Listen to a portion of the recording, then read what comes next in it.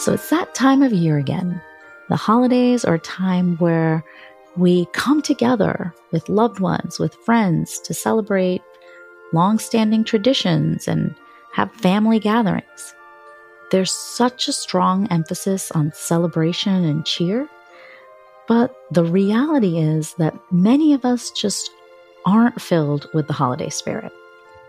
Why, during this time of year, where we're surrounded by messages of joy and love and community, do so many of us struggle?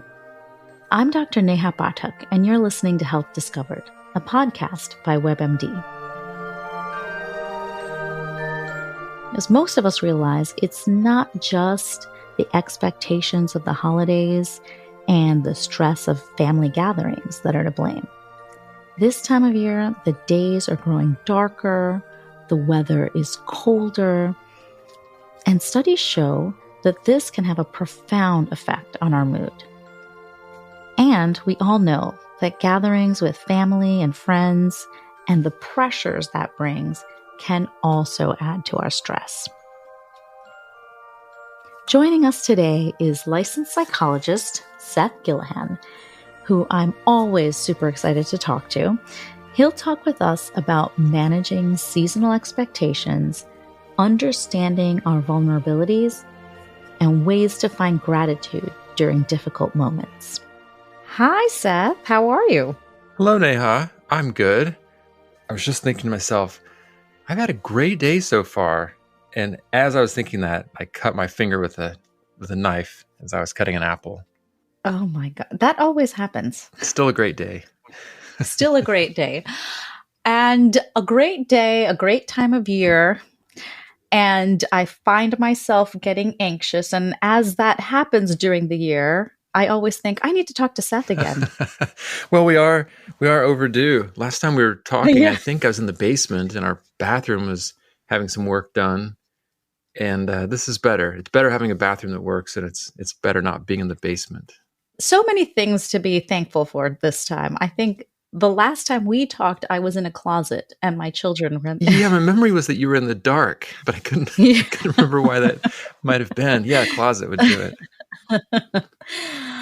But yes, so let's talk a little bit about things, being grateful, very important, but at the same time being real about some of the anxieties, maybe some of the stress we're feeling. And this is probably particularly true for a lot of people right now as we go into what should be a very joyous time of year. We are meant to think of it that way, but I feel like I have a month that's been scratched out of my calendar. And I'm just wondering, how do you sort of think about that and cope with some of that stress as we get to the end of the year? Well, I think you said something really important about our expectations, which is we have this idea, this image, this kind of product we're sold that the holidays should be this time of joy, and it should be easy in some way, or it shouldn't be as overwhelming as it is. I think that's why so many of us get disillusioned about the holidays. So you think, well, that's, the idea we've been sold isn't our experience. So what's the saying? There's some expression like happiness is your experience minus your expectations, something like that. So I think the fewer expectations we can have as we go into the holidays, I think that's going to allow us to experience more joy and maybe just to experience the holidays as they are rather than as our kind of comparison against this ideal that we might have in mind. Yeah, that I love that. And it kind of gets back to your cutting your finger on the knife experience for today, where you're just kind of say to yourself, or you kind of tell yourself the story of how it's going or what you're expecting, and then natural things happen. And if you're kind of thinking, well, it was supposed to be a great day, and then you can become very frustrated from it versus just expecting and accepting that it's still a good day. You can still make it good. Absolutely. I think a lot of the time I try to remind myself of this. I mean, first of all, I'll say, I think feeling gratitude can often be sold as a kind of, or it's presented as something that you like. Good people are grateful. You need to be grateful. You ought to be more grateful. What's wrong with you? Maybe partly from internalized messages from our parents about we haven't shown much gratitude, and we feel guilty about not feeling grateful enough. So nothing that I am saying is meant to suggest that there's this expectation of how grateful we should be, and if we're not that grateful, then we're not measuring up. All right. So with that in mind, I've often found that if I look closer, even at my disappointments, I find something that actually is kind of cool. Like I cut my finger, which I don't love, but it could have been so much worse. Like so there's a part of me that can think like, oh, blankety blank. I assume this is not an R-rated podcast. Yeah. I Good wasn't assumption. I wasn't planning to cut my finger today, and now this thing that shouldn't have happened has happened, and now today sucks. Versus like, wow, it could have been so much worse. I've cut myself other times. Apparently, I don't learn. I was so distracted though by thinking about what a great day it was. But I've cut myself and had to go, to urgent care because, it wouldn't stop bleeding. And I won't go into the details for those who are sensitive to that kind of thing. But it could have been a lot worse. So actually, also today, I woke up, and this hasn't happened in a long time, but I got a migraine. And it started before I even got out of bed. My eyes were closed and I was like, what's that weird like light I'm seeing like in part of my visual field? And then I realized I was developing a migraine. So again, not my favorite thing in the world, but there's not really a better time to get a migraine than when I'm already in bed. I have no commitments. It didn't happen, right as I'm, saying hi to Neha. And then it's like, oh, my vision's getting weird. I can't do this. So there's often within even our disappointments, there's a seed of something that we can actually appreciate, not because we're supposed to feel grateful, but because it's just there's more joy, I think, that can be found than we might realize just kind of on the face of things a lot of the time. Yeah, I think that's a great point. And I think so, just as I'm listening to you, I'm reflecting that disappointments or feeling stressed or overburdened happen when we have certain expectations for how things should go, but also the timing of some of these things. So, if you're in the middle of a whole bunch of stuff, if you haven't sort of had some time to build resilience and had some sort of steady state where you're feeling okay, and the timing of going into the holidays where it's both of those things, we have these expectations, we also have this very limited amount of time where we feel like we're being pulled in so many directions, and all of that feels like it comes together too to just amplify some of those feelings of anxiety, stress, feeling like you're out of control, I guess. Yeah, that's such an interesting description, because it does feel it can definitely feel like there's this momentum toward the holidays, and it's like a train that can't be stopped. Like it's coming, whether we're ready for it or not. Maybe your family is just recovering from a family-wide bout of flu or COVID or something, and we're not ready. We need another week to prepare. We haven't even done our shopping, and yep, it's still coming. So that's I think that, to me, when I think about my own experience with times like that, it feels like there's also a kind of should around that. Like, well, this shouldn't be happening right now. Like, I shouldn't be sick on my birthday. I shouldn't have a stomach virus on Thanksgiving. All these things like, oh, anytime but now. I can even imagine it. I mean, on a deeper level, like when we reach the end of our lives, like what? If we're able to see it coming, not now. Like I have so much more. There's so much more I want to see. There's this coming up. But with all these things, we don't get to choose. Right.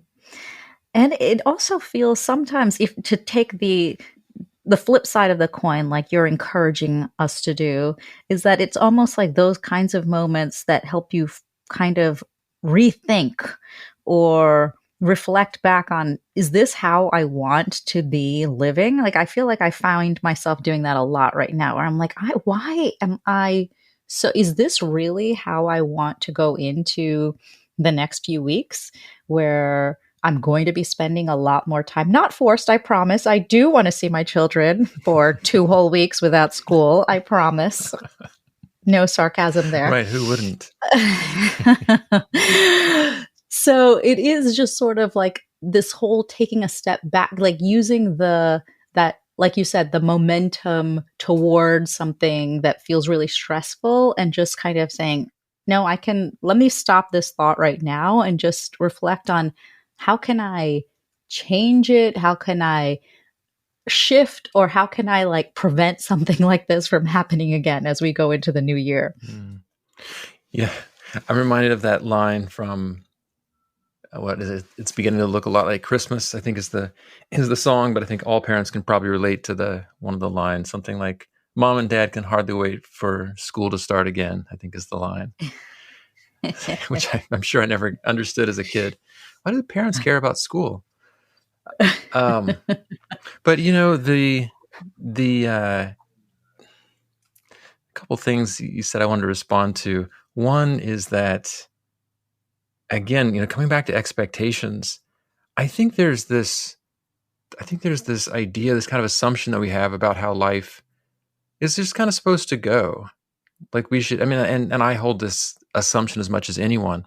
And I think it's so deeply ingrained, it doesn't even feel like a belief or a thought. It's just a kind of bedrock, like part of the backdrop of our lives.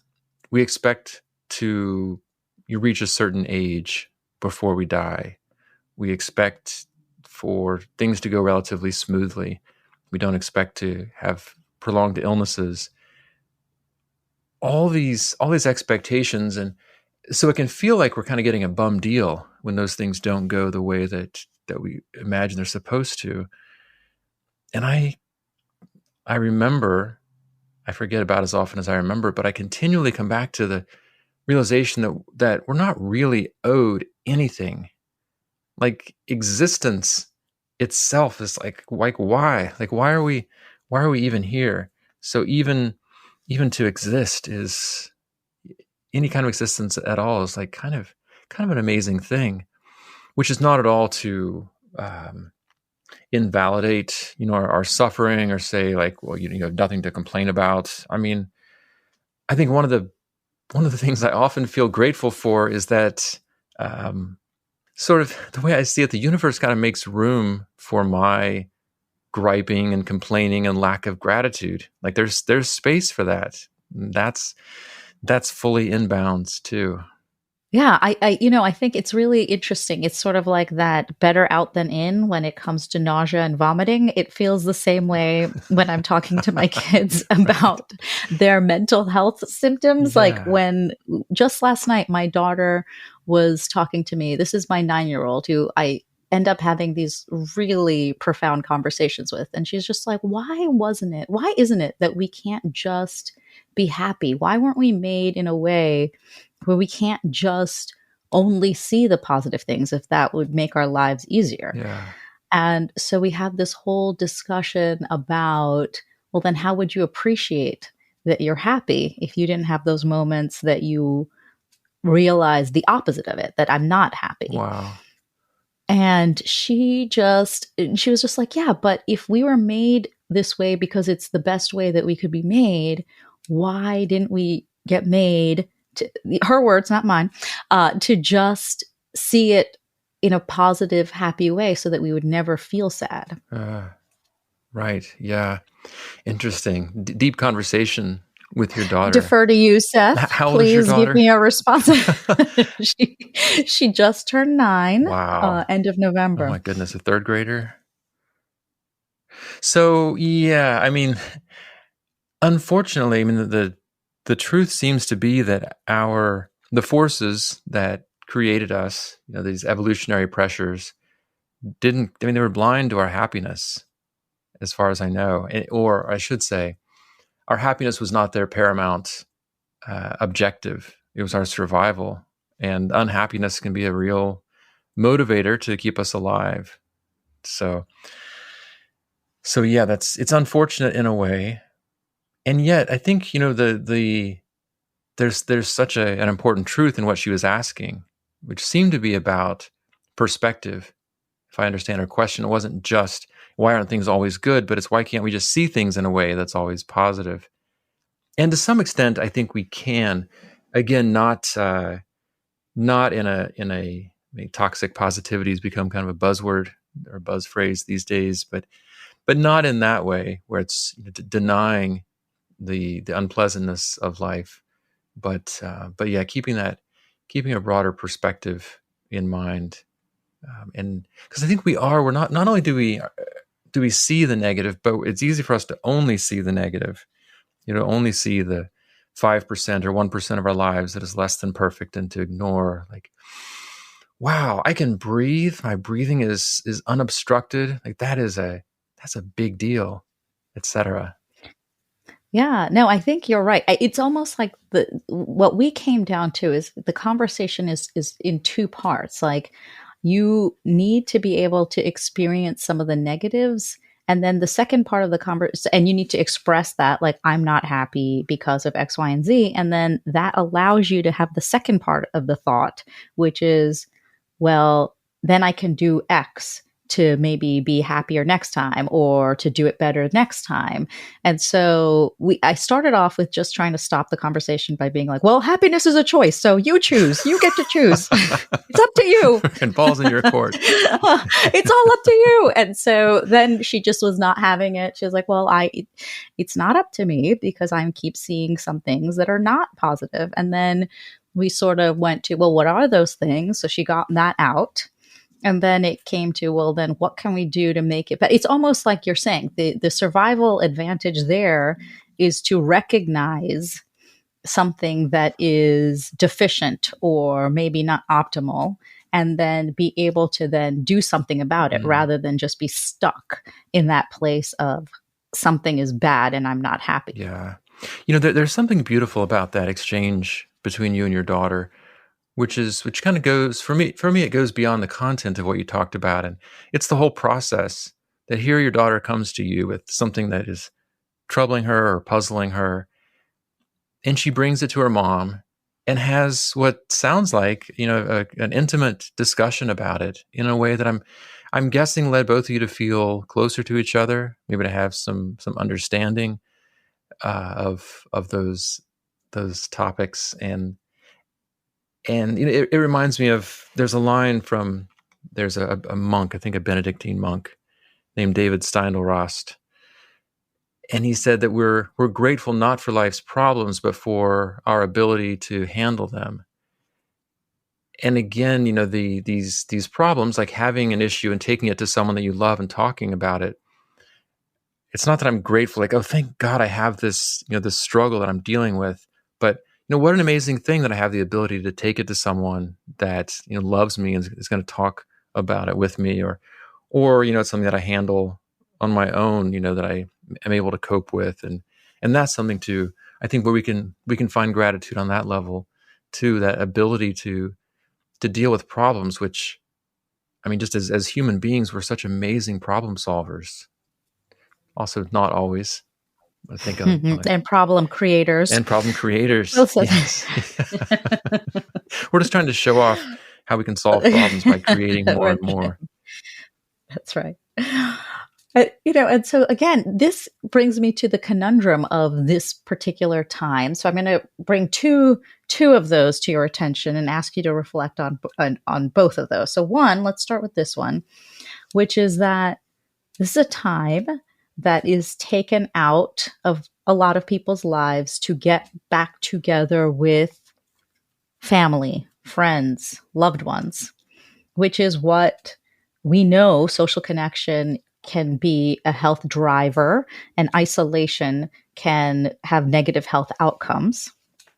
And yet, that positive side can be flipped to a negative when you end up having a lot of the, you know, maybe pent up feelings or things that you've been holding on to, or, you know, these moments that you're of connection can turn into disconnection or a negative experience. So how do we manage that going into the holidays? How do we manage that whether we're expecting it or not expecting it? Mm. Yeah, I think first of all, I mean, I think of expectations again. That I mean, if we can just accept that if we're getting together with family, that things are probably going to be there are probably going to be some difficult times with them, and if we can expect that and not see it as something that shouldn't be happening, I think that can be a really big shift, because I think a lot of us have, again, this underlying assumption that things like relationships should be relatively easy, but relationships are so hard. I mean, relationships are probably the main reason why life is so terrible for so many people. All the just awful conflicts and inability to come together and solve problems, war, etc. So accepting that those things are likely to happen, and then I would think, look for, don't discount all the things that went well. It's easy because losses loom larger than gains. It's easy to see, that one, like, oh, my uncle is being like such a jerk, and it colors the whole Hanukkah or Christmas or other celebration, and we can sort of, I think of it as tearing, like TAR-ing, like hitting tear on our experience. Like, oh yeah, all that other stuff, like the normal okay stuff in my life, that just kind of gets zeroed out, and then the stuff that we actually weigh is like, oh, the bad stuff, or if something really good happens, that counts.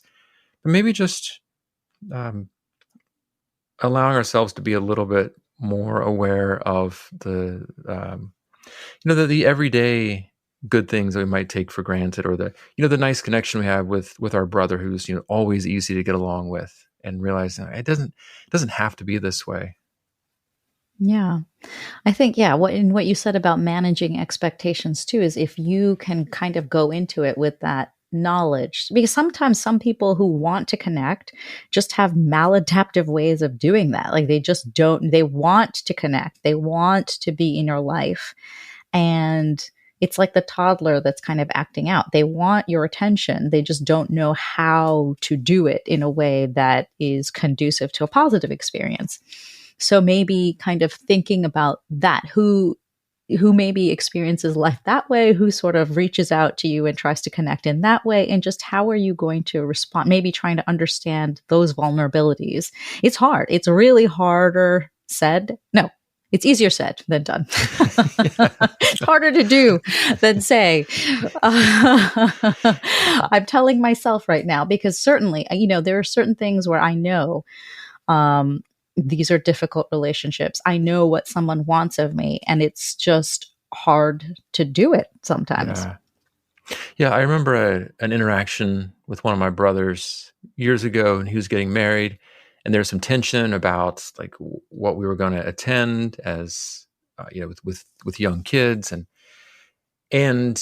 it was much harder to manage that, or to deal with that, when I had this idea of like this shouldn't be happening, like I shouldn't have this tension with my brother, who I love and usually am very close to. But then I realized, like, it's okay. Like, families have conflicts. It's not an emergency that has to. That's that. I mean, it feels like a hiccup in the universe or something. Like things were fine and now they're not. Versus, like, yeah, this is all part of it. This is within the bounds of normal life. This isn't some weird aberration that needs to be fixed immediately. Right. Well, that's really helpful. And I think one of the other pieces I wanted to bring in when we were thinking about time is just the change of season, and just literally time feeling like it's shorter just because our days are shorter, and a lot of people, compounding their emotions, stress, the concerns about their social connection and interactions, are also feeling the stress from the change in the season and the lack of sunlight, and what a lot of people are concerned about, seasonal affective disorder during this time. Can you talk a little bit about that? Mm. Yeah, but I mean, that is a real concern for a lot of people. There's a big percentage of the population is sensitive to the shortening of sunlight, and they have dips in their mood, not because things aren't going well in their life, but just because their bodies, their physiologies are responding to that change in sunlight. It takes me back to what we were talking about earlier about joy and pain, and kind of experiencing those as two sides of the same coin. And I can imagine a similar concept here with daylight, that it's colder, it's darker, it's hard to be outside as much. And so we go inward. We go literally inside, where we spend more hours inside. We're with people probably more often, at least with our families more, because we're all inside a lot.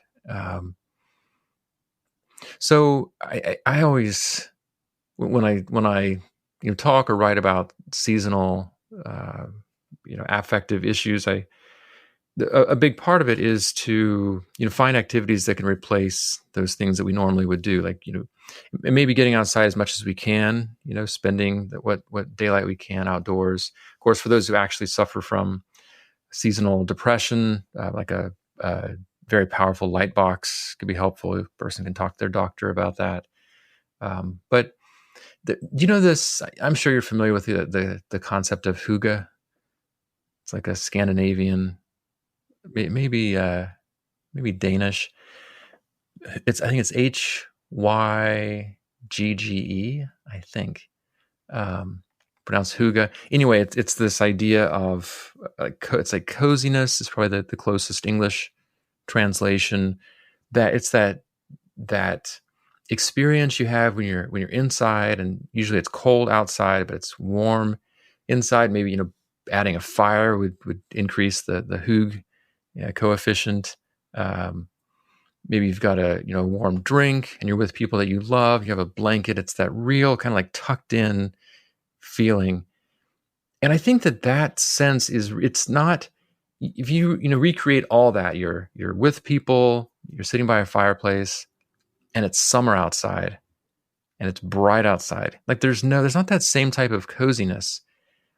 That the experience really, I think, only exists because it's this kind of, it's a shelter from the storm, or it's a cocoon when there's all this like in hospitality around us.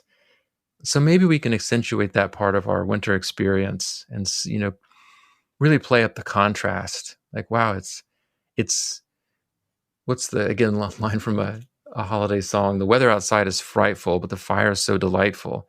Like the fire is more delightful because it's snowing outside. Oh my gosh, this is unbelievable, because growing up, or one of my sort of the moments that I feel the safest, we're thinking back on my life, are when it's winter and my parents are at home, my mom's doing something in the kitchen, my dad's kind of fiddling with something, and there is, unsafe but true, a space heater, one of those old timey ones that had exposed wires, and the dust kind of falls on it and it's sizzling. You can hear that and smell the sizzle. And we're just kind of sitting there, cozy and tucked in. Yes. And I cannot believe you just recreated that memory for me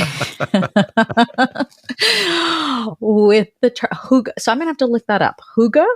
Hygge. Is that what you said? Okay. Yeah. Wow. Yeah. So what an amazing way to think about it. I mean, I have some happy summer memories as well. Yeah. But certainly, like, this is one of those moments that I just feel safe. It's kind of like my happy place that I go back to. And I'm always thinking, like, how do I make this same kind of experience for my kids so that they'll kind of think back to this time? And now I can do that with intention. Right. So thank you, Seth.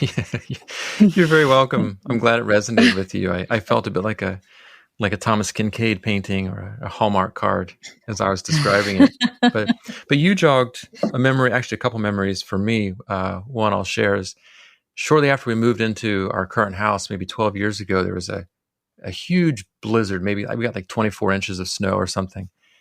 And our neighbors, a couple houses down, invited people to spontaneously said, come over. So we went to this house. It was super cozy inside. The owner had been there for a long time and had a lot of, it's like nicely decorated, lots of holiday decorations. There was someone there who's really good at playing piano. So he was playing piano and we're all sitting around. And it was so warm. And again, like that same experience without the 2 feet of snow outside there wouldn't have been the same, I think, type of the tight bond that we all felt, because it did feel like maybe it goes back to like when we were living in caves, and there's a real advantage to wanting that type of experience because it would keep you safe, rather than freezing alone outside. You're inside where you're safe and warm. Wow. Yeah, and just thinking about how that kind of imprints in your memory. So, what else? What are some final thoughts that you have to leave us with as we go into this not so dreaded time anymore, Seth? See, you've helped me just over the course of this short period of time. That's great. I would kind of jump off from something you were saying earlier about thinking about who we want to be, rather than just kind of seeing ourselves as you didn't say this exactly, but victims, or just sort of like receiving our experience, but thinking more proactively, like, well, who do I want to be this holiday season? In a couple ways, I would encourage people to think about, like, who do I want to be for myself? Like, how can I vow not to abandon myself during this holiday season, but really to stay close to myself, to be there for me, to be, to stay close to my experience so I can actually experience this time as much as possible. And then also how to be there for others, how to be there for people who may be, maybe grieving during the holidays, maybe remembering someone they've lost, maybe for the first holiday season, or people who are alone at the holidays, or who are ill, all these things. And maybe that's some of us, we can offer our best to those around us and also to ourselves. And I think that there's so many movies about this kind of thing, remembering the real meaning of the holiday season. I think it's really true. If we can focus maybe on those kinds of things, like whose holiday season can I make a bit better, or can I make a little less miserable, then it kind of seems like the weeks ahead will be time well spent. Yeah, you just gave me several ideas of things to do for folks just in my very local community. So I appreciate it.